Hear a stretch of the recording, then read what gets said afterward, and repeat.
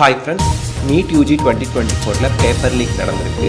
NEET UG 2024 scam இது சம்மந்தமாக என்டிஏவுக்கு எகெயின்ஸ்டாக நிதின் விஜய் அப்படிங்கிற ஒரு சார் கேஸ் புக் பண்ணியிருந்தார். இந்த கேஸ் புக் பண்ணுறப்போ அவர் ஸ்டூடெண்ட்ஸை கூகுள் ஃபார்ம் ஃபில் பண்ணி கேட்டிருந்தார். அதில் 20,000 ஸ்டூடெண்ட்டு அவருக்கு கூகுள் ஃபார்ம் ஃபில் பண்ணி சப்மிட் பண்ணியிருந்தாங்க.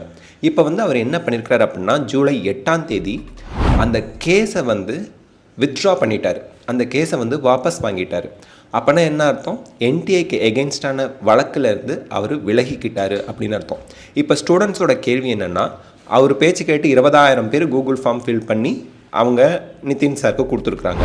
பட் ஆனால் அவர் என்ன பண்ணியிருக்கிறாரு, என்டிஏக்கு எகெயின்ஸ்டாக போட்ட கேஸை இப்போ வாபஸ் வாங்கியிருக்கிறாரு. This is just an update. உங்களுக்கு எல்லாருக்குமே தெரியணும், கூகுள் ஃபார்ம் 20,000 ஸ்டூடெண்ட்ஸ் ஃபில் பண்ணியிருக்கிறாங்க. பட் ஆனால் அந்த கேஸ் வாபஸ் வாங்கப்பட்டிருக்கு அப்படிங்கிறது உங்களுக்கு தெரியணும் அப்படிங்கிறதுக்கான அப்டேட் தான். தேங்க்யூ.